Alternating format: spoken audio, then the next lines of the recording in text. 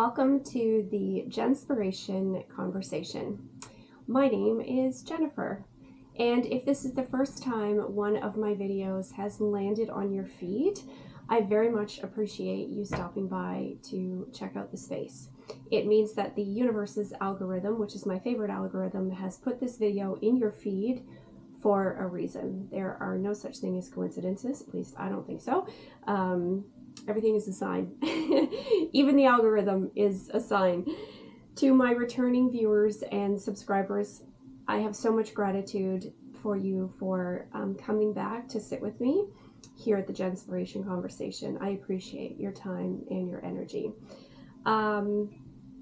Today, friends, I invite you to settle in for a conversation that I was called to make this video with regards to the what's next epidemic, the thank you next epidemic that we are currently experiencing as a society.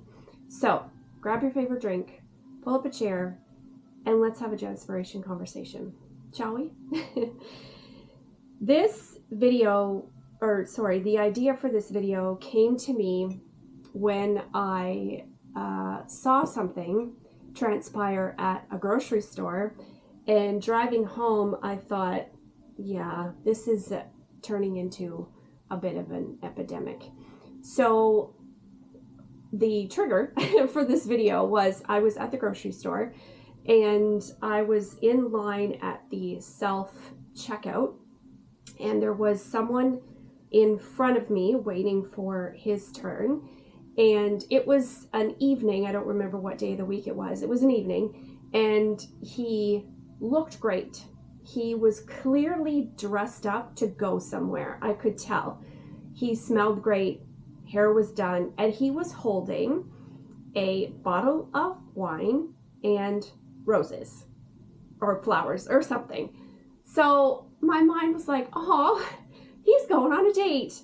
That's exciting. There is a girl out there, or guy, whoever, was getting ready to meet this person, and they were excited, and I was feeling that energy. The thing that caught my attention, though, was he was standing in line, and I was close enough to him that I could see he had his phone in his hand, and he had a dating app open. And he was very quickly swiping through.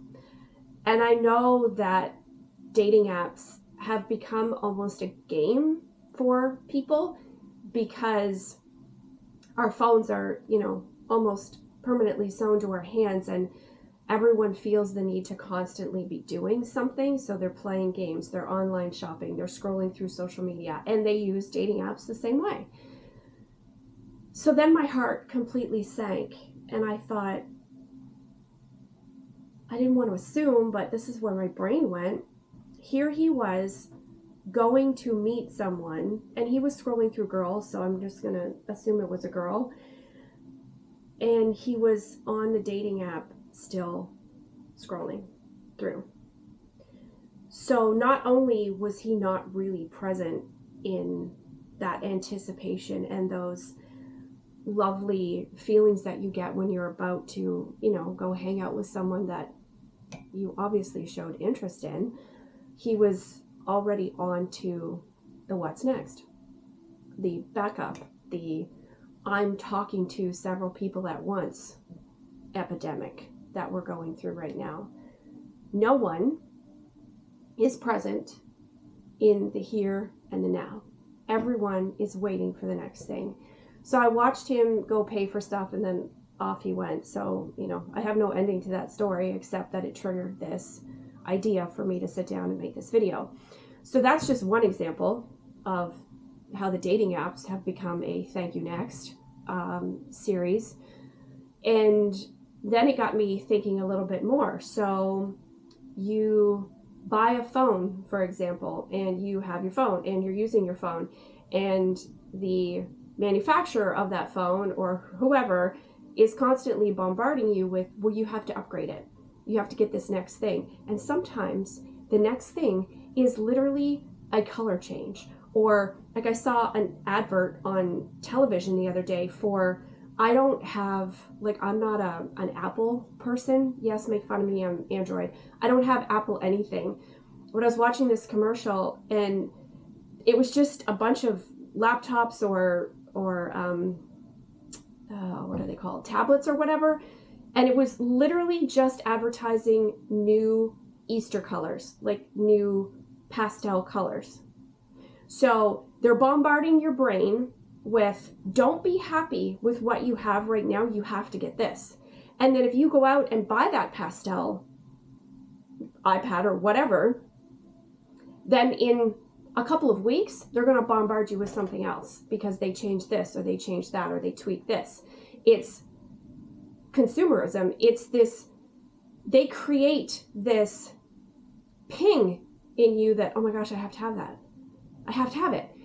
They create anxiety in you because they don't want you to be happy in your present moment. They create anxiety. Dating apps do the same thing. They change things, they tweak things, they add things, they advertise things for you. And it's all subconsciously coming into your brain to train you to be anxious and not appreciate where you are or what you have. So you can also relate this to, I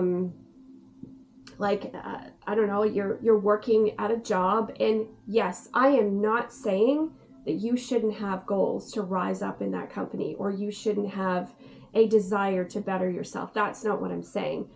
What I'm saying is, if you are constantly feeling a pang of, I have to do this, or I have to get to this next level because this is the status that comes with it, or this is, this will make me feel better. Like if you are working in a job and you're like, okay, well, I want to be, I don't know, a senior VP or an area manager. Great, you can do those things. And you hustle and you grind and you kill yourself and you work crazy hours and your relationships go to shit because you're working all the time and you're letting everything else go in your life.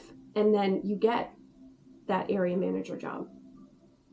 And instead of being like, oh, okay, I'm an area manager. This is great. All that hard work paid off. You're already like, no, now I need to be a VP.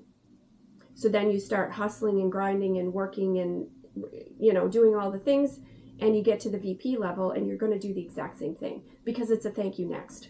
It's a society where we have become so consumed with what's next.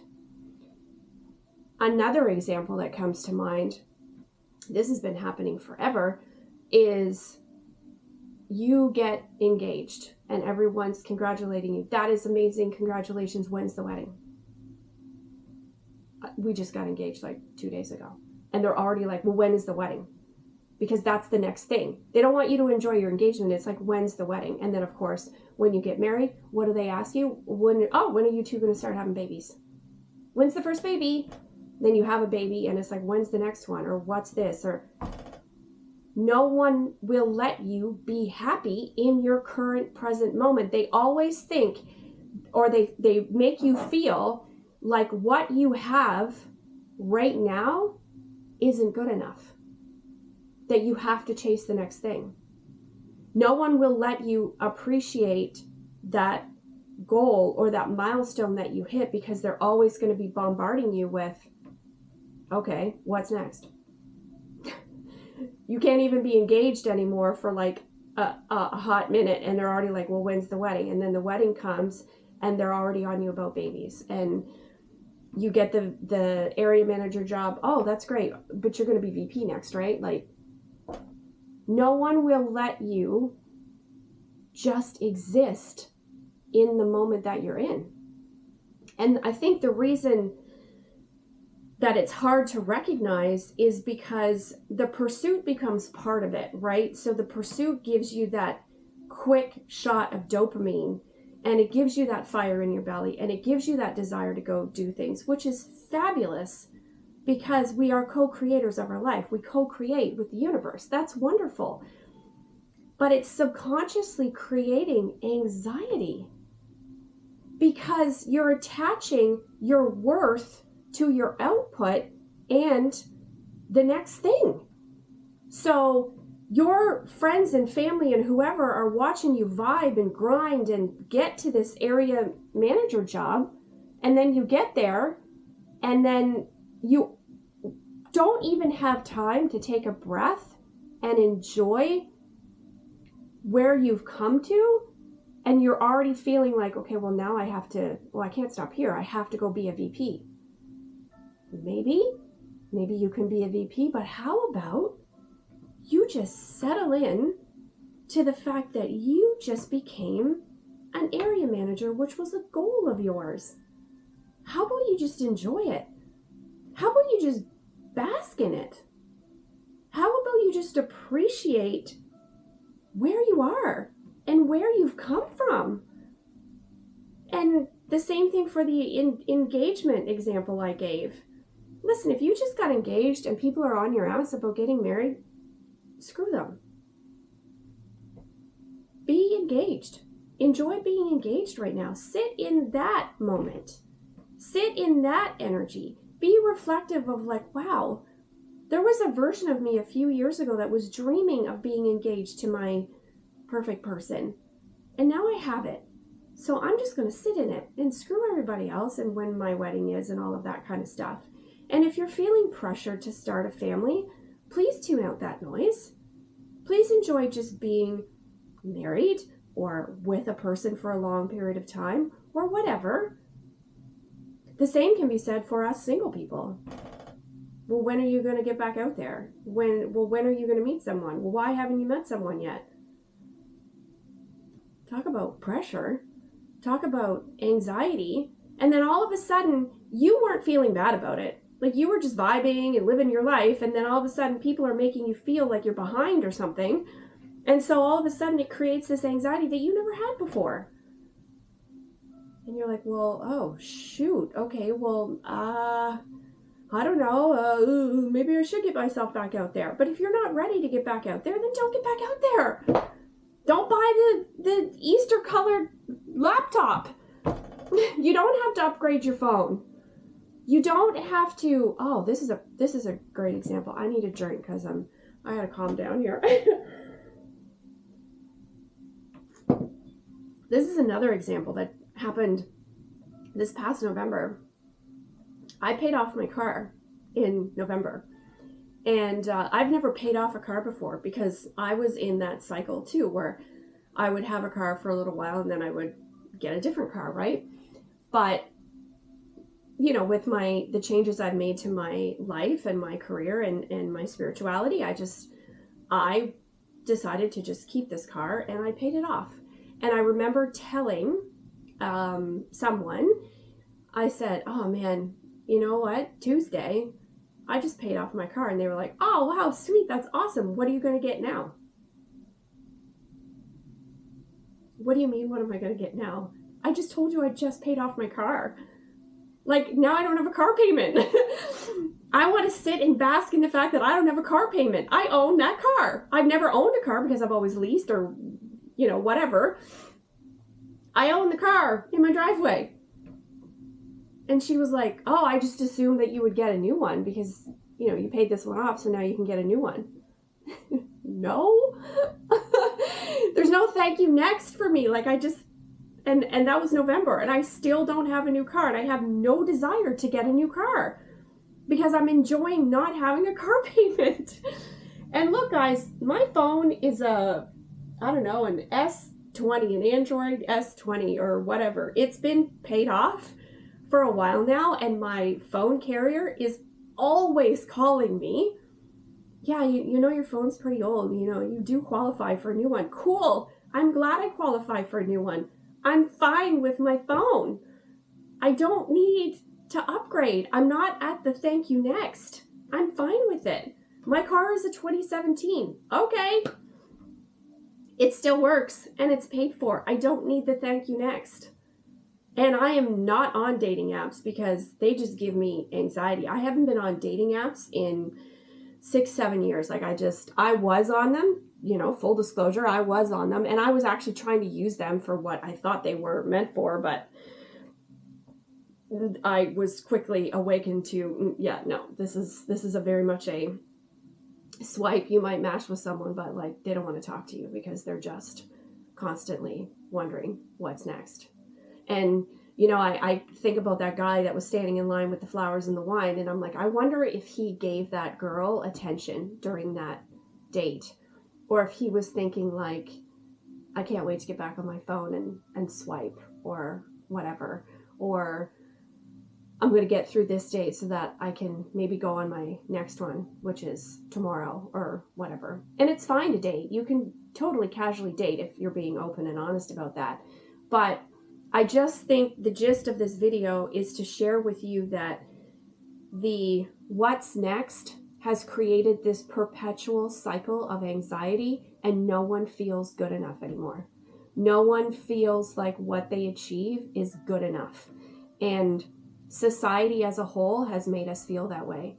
And your friends and your family and your community and your colleagues and whoever, I don't think they have any ill intention when they ask you what's next. I don't think consciously people are trying to give you anxiety, but what's happening is it is. And you might not even recognize it. You might not even feel it until you stop and think to yourself, why can't people just be happy with what we have right now? Why can't we just sit in what we've achieved and what we have right now? I mean, I have less than I've ever had before. I am very much in a less is more mindset. Spiritually, that helped me a lot. I talk in other videos about the life I was living before, where I lived in a 3,000 square foot house by myself. You know, I had a pool and a hot tub, and I hosted parties, and I was going on lavish vacations, and I was constantly upgrading my car, and I had, you know, just a plethora of clothes and stuff, and I was accumulating things that I just didn't need because I felt like I had to. If a certain name brand came out with a new handbag or whatever, I felt like I had to go get it. I don't feel that way anymore. In fact, I don't even own any designer handbags anymore. I have like a handbag that I like. And it's taken me a while to get there, to try to remind myself that that external pressure is not my pressure. It's not pressure that I feel. I don't feel like I have to get a new car. I don't feel like I have to get a new phone. I don't feel like I have to live in a huge house. I don't feel like I have to explain why I'm happy right now, because I am. I'm happy right now. What I have right now, in the here and now, in this present moment, makes me happy, and I feel fulfilled with it. So the video today is just a small reminder that you might be feeling this subconscious pressure to consume or buy, because an influencer now is an actual job, okay? I mean, take those Stanley mugs or whatever they are. I don't even own one, for example. It started off, I think, as just like this thing that people took camping, and it was kind of like a guy thing. And then I think it was like 2 women posted about it, and it just blew up on the internet. And now they're so expensive for like a water bottle, and now they sell accessories to this Stanley water bottle. And like there's all these videos with girls and their nails done, and they're like showing you all of these accessories to the Stanley, and it's just like, what are we doing? What are we doing to people? What are we pushing on people? What is happening? So I'm hoping this video is just a quiet moment for you to just sit and look around. Look around at what you have. Look around at what you've worked for. Look around at what you've achieved. Because there will never be another moment like this. Whatever day it is that this lands in your feed, whatever date on the calendar and time on the clock, there will never be another date/time. There will never be this moment again. So we can sit in the appreciation that we have things, that you are where you are. And yes, you are allowed to have goals and dreams. I'm not telling you that you can't. But what I am saying is the external noise that makes you feel a subconscious anxiety and drive to get to the next thing, that's what you can start to tune out. I did a video a little while ago on the flow of your life.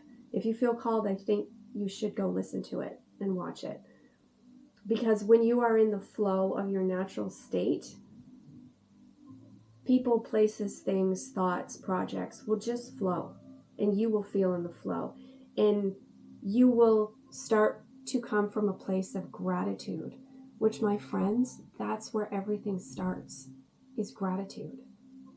Everything starts from a place of gratitude. When you are vibrating at the frequency of gratitude for the here and now and the here and now and the conversation that we're having, and when you sit and look around at what you have and what you've achieved, where you've been, just think back 6 months ago. Think back a year ago. You're not in the same place. You're not vibrating at the same frequency. And you can sit quietly and enjoy that without feeling this constant pressure of thank you next. What's next? Let me just keep going with what's next, what's next, what's next. So that's the gist of the video. I did have one more example that just came to me now, and I'm going to share it because it might be relatable. I don't know why I just picked up this stone. Don't know. Just felt called to pick up this stone. Actually, I feel called to pick up this stone. I need to ground myself here for a second. I was on vacation with someone. It was a female friend of mine, and we had traveled somewhere that I had been before that she hadn't. And I remember we were out on a Saturday and we were exploring the city that we were in, and she had created this list in her phone of all the places that she wanted to go. Cool, great. We'll go to those places. But what it became was a thank you next mission. So we got to the first destination, and it was all about the right angle of the picture and the capturing and like making sure she put up a story of being in that particular place. And then she was like, okay, well, what's next? And I'm like, well, do you want to just like maybe chill here for a second? Like there's some history here. Do you want to read the plaque? Do you want to just like sit in this moment for a second? But at the time, my throat chakra was a little bit blocked and I didn't say anything. And the entire day became a thank you next mission.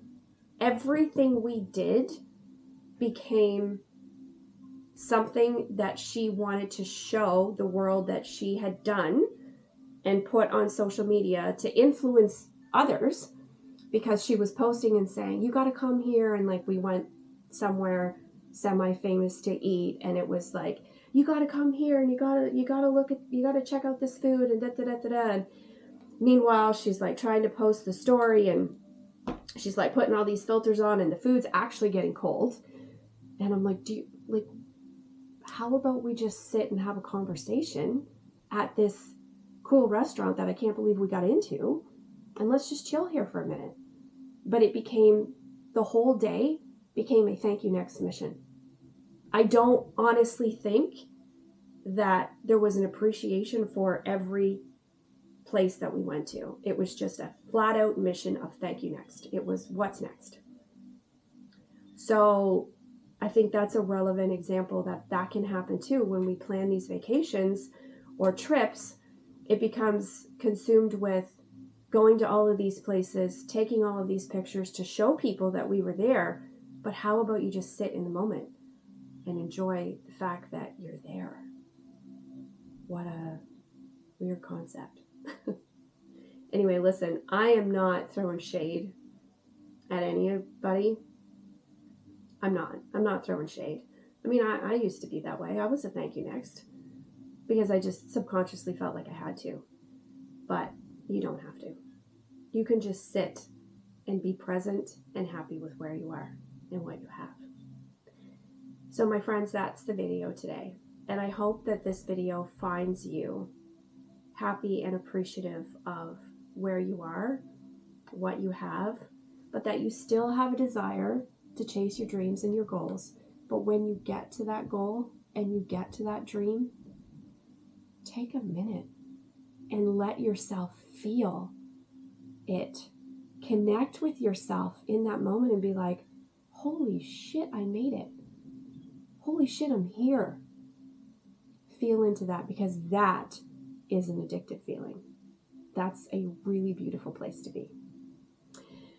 So thank you very much for having this Jenspiration conversation with me. If you feel like commenting below and sharing any of your stories with us, I'm creating a collective of people that are supportive of one another, and I'd love to hear from you. Until next time, I'll see you in another video. Bye.